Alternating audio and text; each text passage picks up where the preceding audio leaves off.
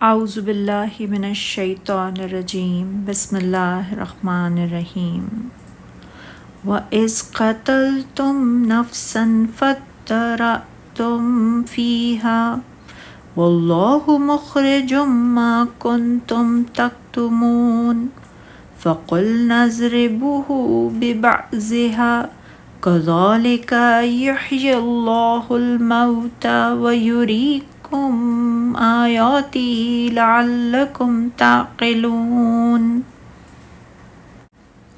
اور جب تم نے ایک شخص کو قتل کر دیا تھا پھر تم نے اس کے بارے میں جھگڑا کیا، اللہ اسے ظاہر کرنے والا تھا جسے تم چھپاتے تھے۔ چنانچہ ہم نے کہا تم اس گائے کے گوشت کا ایک ٹکڑا اس مردے کو مارو، اللہ اسی طرح مردوں کو زندہ کرے گا، وہ تمہیں اپنی قدرت کی نشانیاں دکھاتا ہے تاکہ تم سمجھو۔ امام بخاری رحمۃ اللہ علیہ فرماتے ہیں فَادَّارَأْتُمْ فِيهَا کے معنی تم نے اس کے بارے میں اختلاف کیا، یعنی ان کا جھگڑا یہ تھا کہ بعض نے کہا تم نے اسے قتل کیا، وہ کہنے لگے نہیں ہم نے نہیں بلکہ تم نے اسے قتل کیا۔ تو اللہ نے جو بات تم چھپا رہے تھے اللہ نے اسے ظاہر کر دیا۔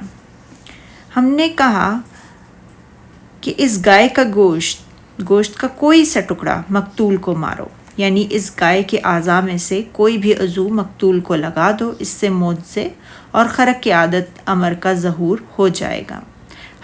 حقیقت میں تو یہ ایک معین ٹکڑا ہی تھا، چنانچہ اس کے تعین میں اگر دین یا دنیا کا کوئی فائدہ ہوتا تو اسے اللہ تعالی ہمارے لیے بیان فرما دیتا، لیکن اللہ تعالیٰ نے اسے مبہم ہی رکھا ہے۔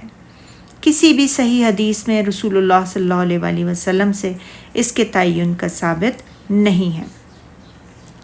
اور فرمانے باری تعالیٰ اللہ تعالیٰ اسی طرح مردوں کو زندہ کرے گا، یعنی انہوں نے جب اسے اس کے ساتھ لگایا تو وہ زندہ ہو گیا، انہوں نے اس کے زندہ ہونے کا جو مشاہدہ کیا تو اس سے اللہ تعالیٰ نے انہیں اپنی قدرت اور مردوں کو زندہ کرنے کی طاقت کا جلوہ دکھایا، اور اسے ایک طرف تو اللہ تعالیٰ نے آخرت کی دلیل بنا دیا اور دوسری طرف اس سے ان کے باہمی جھگڑے اور ہٹ دھرمی کا فیصلہ بھی فرما دیا۔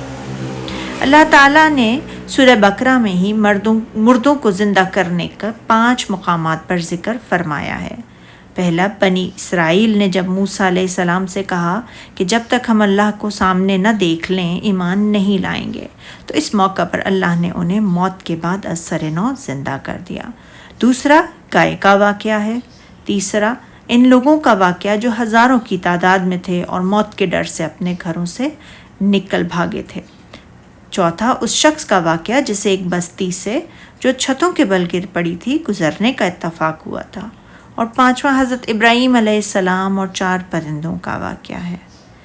اللہ تعالیٰ نے مردہ ہونے کے بعد زمین کو زندہ کر دینے کو بھی اس بات کی دلیل قرار دیا ہے کہ اس بات پر قادر ہے کہ گل سڑ جانے کے بعد جسموں کو بھی دوبارہ زندہ کر سکتا ہے، جیسے ذیل میں ارشاد باری تعالیٰ ہے سورہ یاسین میں، اور ایک عظیم نشانی ان کے لیے مردہ زمین ہے کہ ہم نے اس کو زندہ کیا اور اس میں سے اناج اگایا، پھر یہ اس میں سے کھاتے ہیں۔